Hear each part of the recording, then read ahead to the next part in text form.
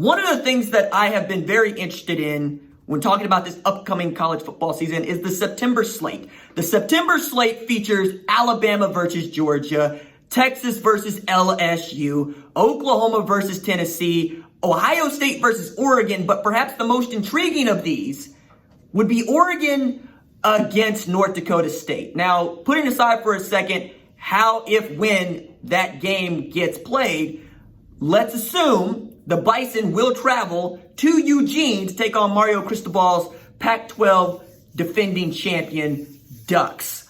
I find this game to be the most intriguing because when we talk about quarterback play, usually we have lists that involve the top of the FBS. We talk about Sam Ehlinger. We talk about Mac Jones. We talk about Justin Fields. We talk about Trevor Lawrence.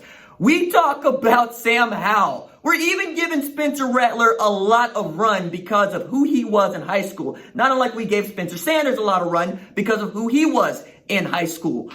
But we don't give Trey Lance a lot of run because he plays in the FCS. Never mind that the Bison have not lost a game against an FBS opponent since 2011. Never mind that all they've done is reel off the kind of dynasty that we are used to seeing synonymous with Alabama, and here recently, Clemson.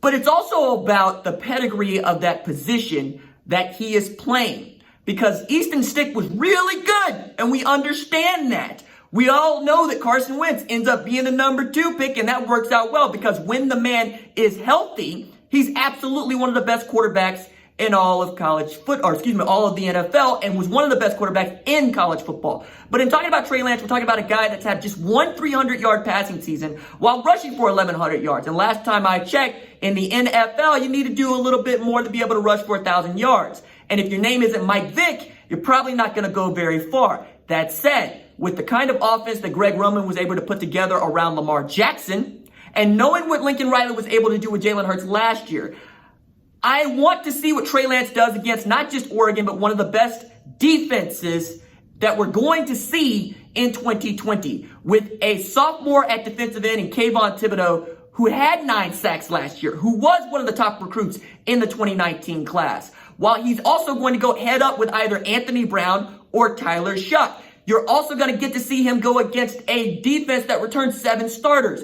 And it might be his only opportunity to impress us, as well as NFL draft evaluators, as well as NFL GMs, because for the first time in a very long time, everybody's had time to just sit at home and see what everybody else is about, get to watch film, chew film, and you ought to be better about 1, your evaluations, and 2, understanding scheme and understanding concept. So I want to see if Trey Lance has used this time to try to get an edge over on Mario Cristobal, as Mario Cristobal is basically building what I call an SEC West-West, because he's taken what he's learned at Alabama, what he was able to put into motion in Florida, taking it to Oregon, and turn it into a power as they're recruiting with the big boys.